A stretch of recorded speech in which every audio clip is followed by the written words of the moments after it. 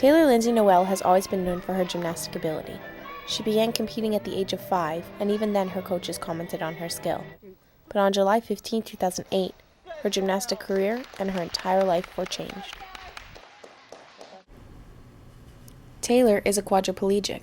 At the age of 14, she suffered an accident in the sport she had dedicated her entire life to, performing a move her coach suggested. I was actually in training when the accident happened, and it was supposed to be like a regular summer training. I got to gym.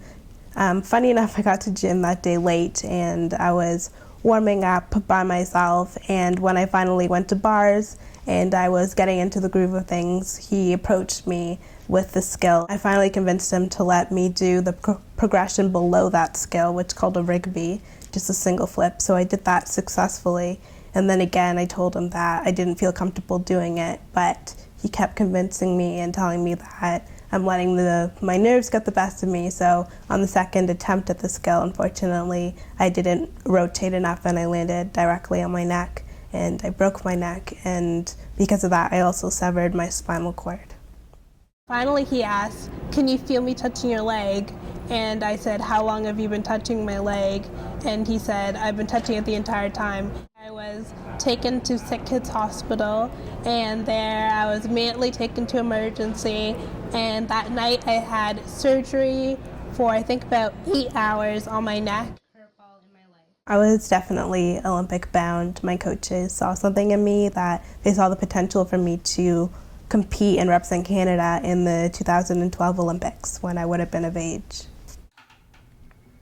Since the accident, her entire life has changed. She has caregivers who help her with everyday tasks like getting in and out of her house or having a snack. She says one of the biggest changes is losing her independence.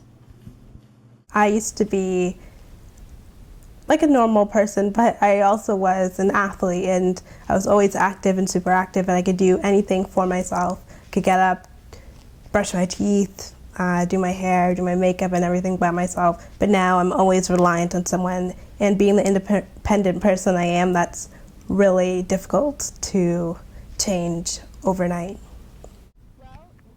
Christina Bedgegood, who met Taylor at their gymnastics school Sport Seneca when they were kids, still remembers seeing her right after the accident. Right after her surgery, we were there the whole entire time. Not during the surgery, but we came after the surgery. Her mom did let one of her other friends, Lara, and I visit her right after it, but she wasn't able to speak. She wasn't quite functioning at all. It was very sad to see. It's been 5 years since Taylor's accident, and since then she's been pursuing a new dream.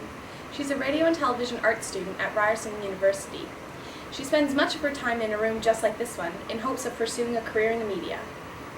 I decided to come to Ryerson for the radio and television arts program because while I was in grade 10 and I decided that I wanted to be a reporter, somebody told me that this was one of the greatest programs that I could come to pursue that dream. So that's why and how I ended up here.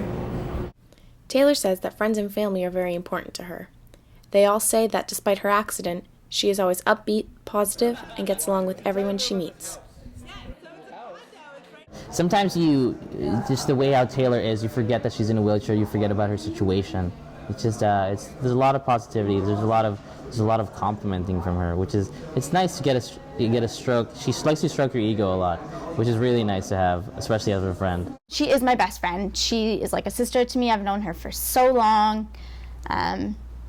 Just the way she is, she acts so positive. She has nothing negative to say about anybody that I know, so just everything that she does is amazing. But there's one person who keeps her more positive than anyone else. I think the person I lean on the most is my mother, for sure.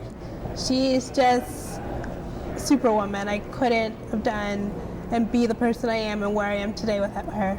I can honestly say that just as much as I'm not happy with the accident, I'm happy that today I'm in a program that I think I'm passionate about. I don't think I would have been passionate about being a sports doctor. I think it's just something I would have done, and I think in the end I'll be happier with my choices to become a reporter. Rebecca Gilchrist, Guelph Humber News.